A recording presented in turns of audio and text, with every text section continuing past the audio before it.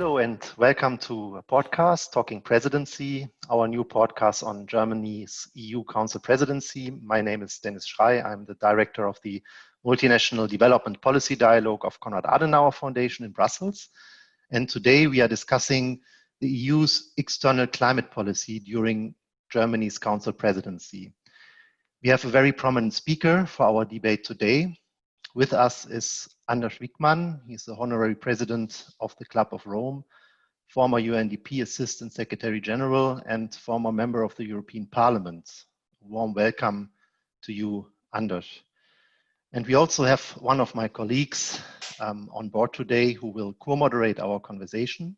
Welcome to Louis Maurier. He's the program manager for climate policy at the Konrad Adenauer Foundation in Brussels and our expert on external dimension of the European Green Deal. As we all know, the response to the corona pandemic will certainly play a dominating role during Germany's Council presidency. But when German Chancellor Merkel presented her Council priorities to the European Parliament last week, she made it very clear that climate change and the European Green Deal will remain at the top of the European policy agenda throughout the next 6 months. In fact, climate change will already be on the table this Friday, when European leaders will try to forge a consensus on the EU's next Multiannual Financial Framework. And very recently, the European Council President Charles Michel proposed to earmark 30% of the future MFF for projects that fight climate change, an increase from 25% that were originally planned. So we can expect some controversial negotiations on which role climate action should play in the next EU budget. But the EU is not an island, and even if we raise our climate ambitions within the EU, we still rely on external partners, especially in the global south, for an effective global response to the challenges of climate change. With that in mind, we have to ask, how can we get emerging countries and developing countries on board for more ambitious climate action? And what can Germany do during its 6 months presidency to further strengthen the external dimension of the European Green Deal? These are some of the questions that we are going to address today. And I would suggest that we are now getting right into the discussion. Anders, it has been 1 year since Commission President Ursula von der Leyen announced the European Green Deal for the very first time in front of the European Parliament. At that time, many called for major transformation in our economic systems, both within the EU and beyond. In your eyes, has the EU initiated the necessary reforms? Have we managed to transform ourselves into credible and legitimate global leaders? Well, that was not an easy question. It's a big question. I think we are in the beginning of a process. Von der Leyen's speech was a year ago, and then came the Green Deal paper in end of December last year. And now, after the COVID-19 crisis, we have also the recovery package. And I can see a red thread going through these proposals, of course. And I think there is a lot of consistency there. But the devil is in the details. And we still, of course, have to look at some of the fundamentals of the economic model or the economic system that we have. One of them, of course, is the short-termism of the system today, both in the financial sector, but also in general, the short-termism that is guiding companies and activities. That's one of the problems that has not really been addressed yet.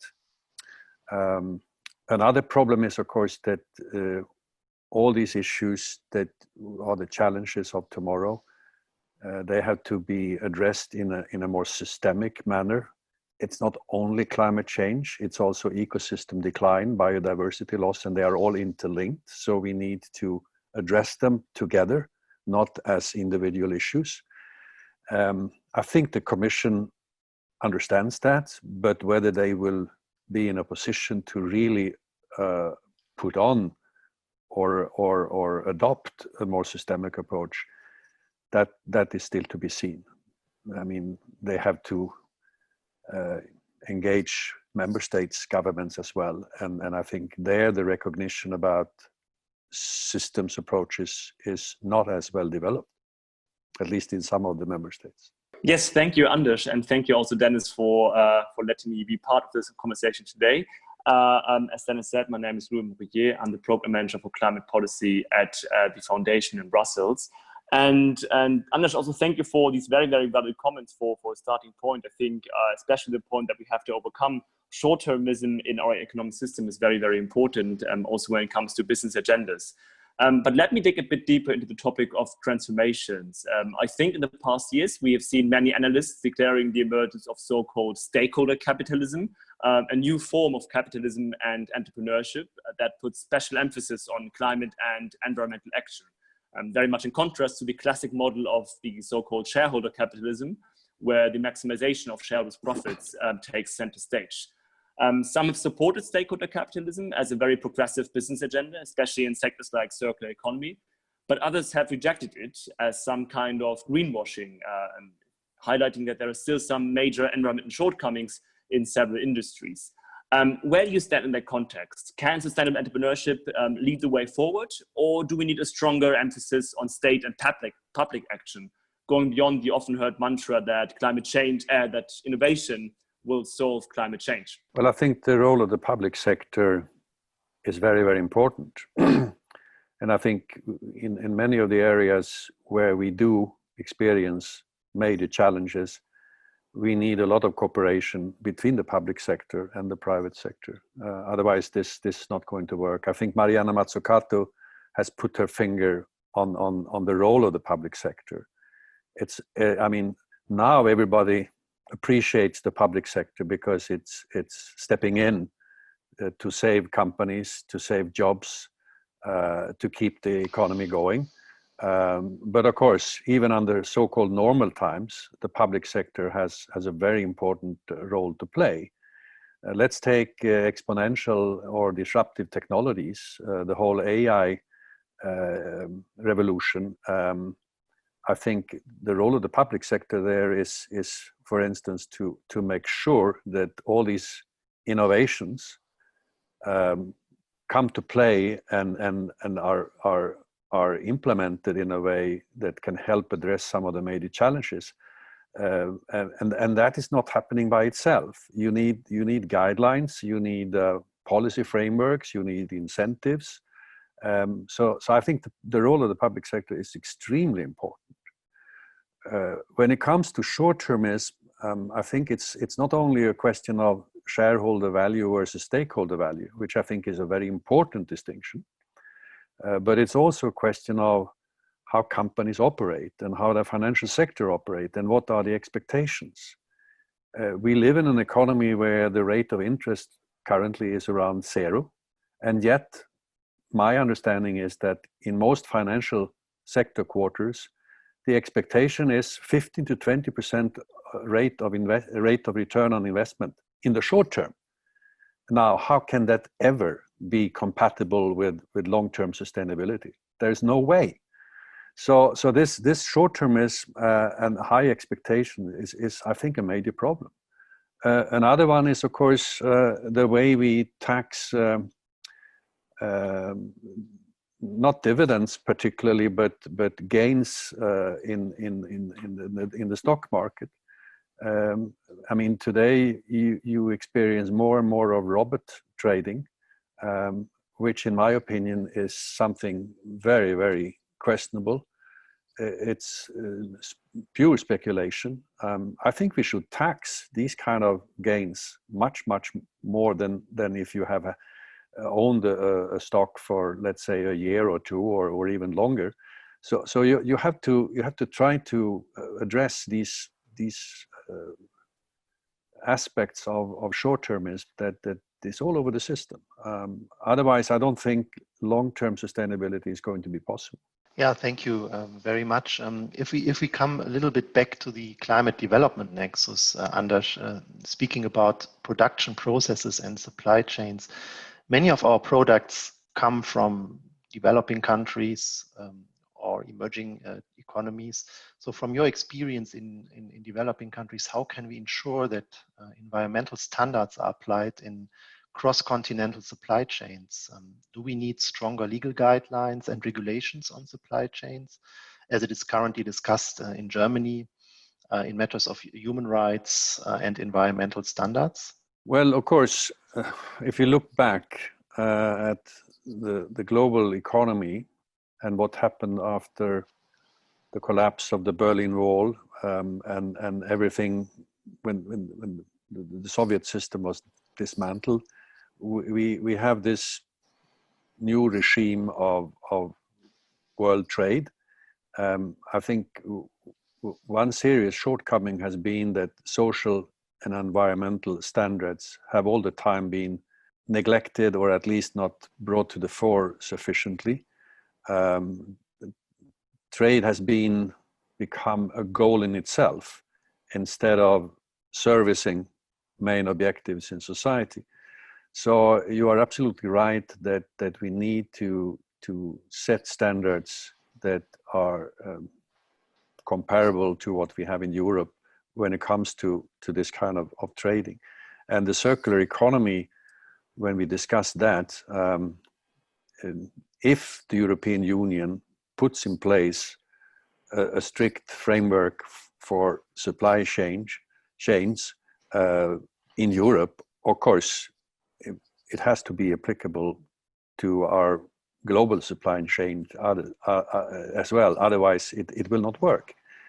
And I think you can compare it with the chemical legislation, REACH, where we basically have seen a situation where more and more regions now follow suit and adopt more or less the same principles. And I would expect that to happen.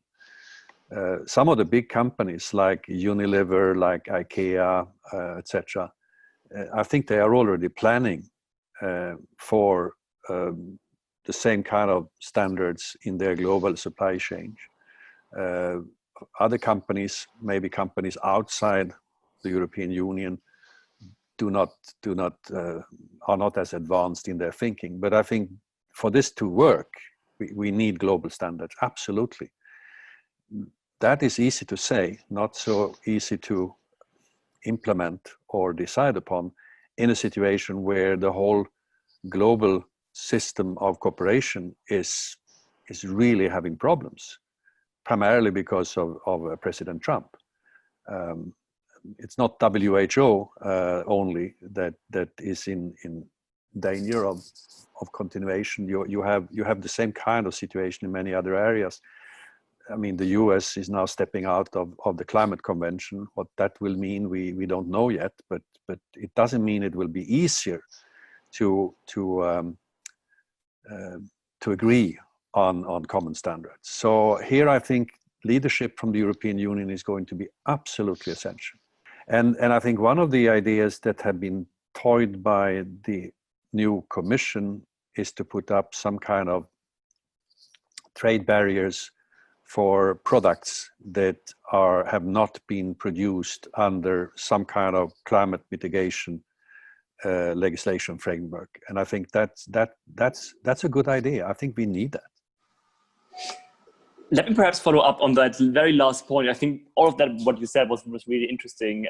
But let me follow up on the last point. I think you talk about the border carbon adjustment mechanism that is being planned by the Commission. While I do share your enthusiasm for the initiative as such, there are many who are very critical on the initiative, who say that it's some kind of green protectionism. And especially in the Global South, there are some concerns that the EU is not any longer a credible supporter of the WTO policy regime, basically. Isn't that kind of a concern that the EU at the same time is kind of seen as a green protectionist power?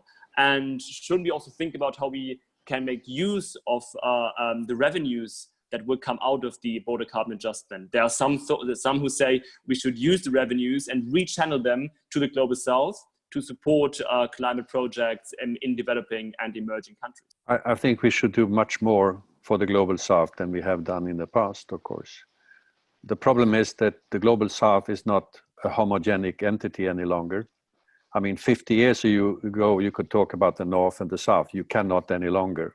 It's such a very heterogenic group of countries and nations. I mean, it's ironic that a country like China is part of G77 and you know, speaking the same language more or less like Mali or Malawi or any other of the very, very low income countries in Africa. So that is a problem, of course, that how to deal with that heterogeneity. But in general, I think this idea about channeling some of the revenues from such border adjustments could to the South could be a good idea. I think we should also do much more in terms of helping low-income countries put in place the right energy and material systems.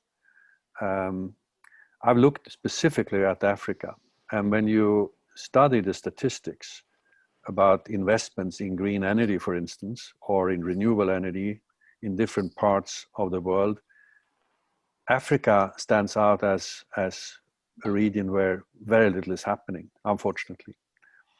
I have the statistics from, I think, 2017. 175 billion dollars were invested in what we call green energy in the South.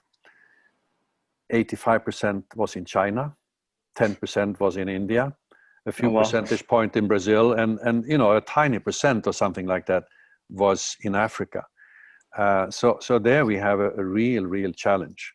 And it's not only energy, it's also materials, because materials make up roughly 50% of carbon emissions. Extraction and production of materials, steel, cement, plastics, aluminum, etc. So it's two sides of the coin. And here we have done far too little. And we should, on the one hand, provide grants. On the other hand, we should provide investment guarantees so that private investors can be much more operating in these regions, because the risk for an investor is quite high in many of these countries, and if that could be balanced by investment guarantees, I think much could happen. But I don't think this has been a priority so far in development cooperation. It has to be now. There has been this notion that the private sector takes care of energy investments. Well, that's easy to say if there is purchasing power, but we know that where there is not, investments will not happen, and or those investments that will happen are fossil based. So here we need to do a lot more. And when I read the new Commission statements, I realize that they understand that the importance of this.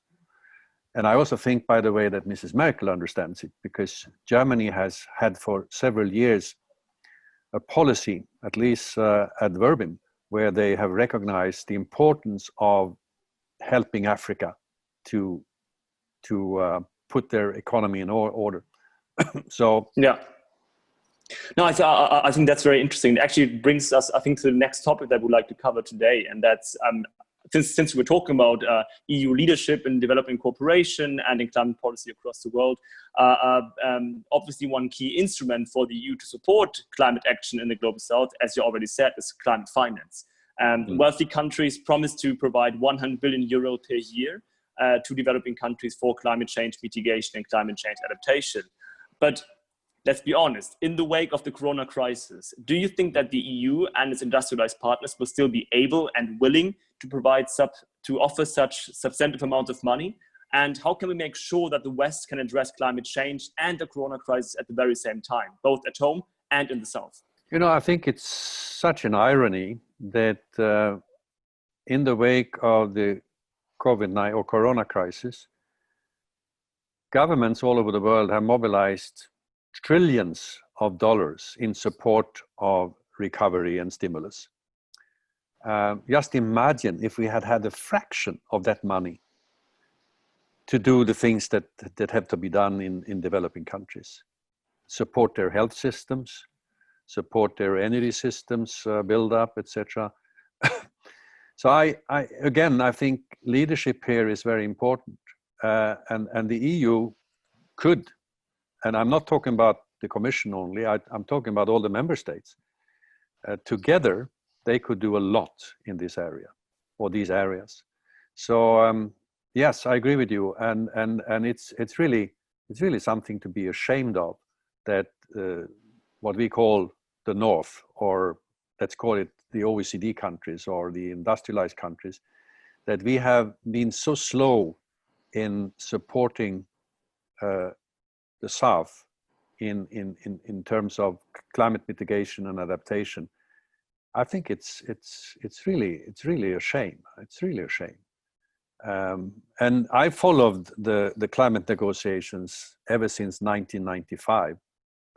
Sometimes I think, just imagine that if in the year 2000 or 2002 or 2003, we had put some serious money on the table to address historical emissions and to address the needs both for mitigation and adaptation in the South, we would have been in a totally different situation in terms of negotiations than what we are today.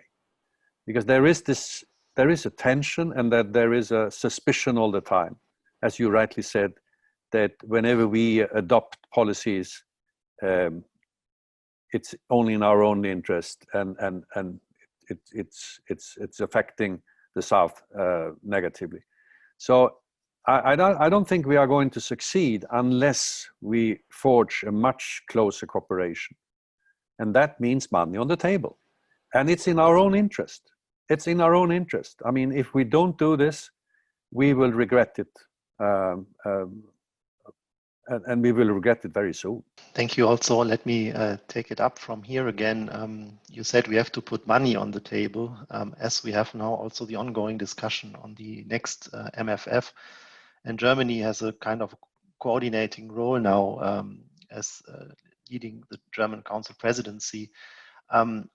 Which expectations and recommendations would you have towards the German Council Presidency? And maybe perhaps another question, as a former member of the European Parliament for the European People's Party, what do you expect from the European People's Party and the Conservatives in the next months? How can them support Germany's Council Presidency in matters of climate change, environment, and biodiversity?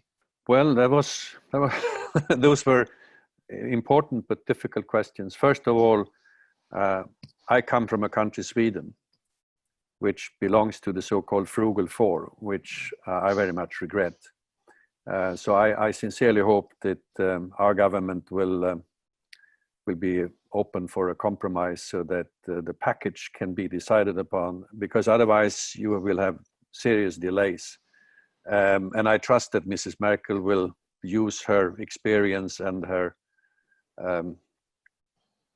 competence to really push this forward and push this through. You know, the problem with the package is, of course, that it involves both countries that are members of the euro and countries that are outside the euro. And we are outside the euro in Sweden. And that's part of the problem where there is hesitation. Because some people, I think, rightly see that some of the package is really there to address some of the weaknesses of or shortcomings of the euro architecture. Some countries like Germany have gained enormously over the years, and others have lost. And unless these imbalances are addressed, it's going to be very difficult for the union as such. So I think we need this package, but the details in the package have to be, of course, discussed and scrutinized.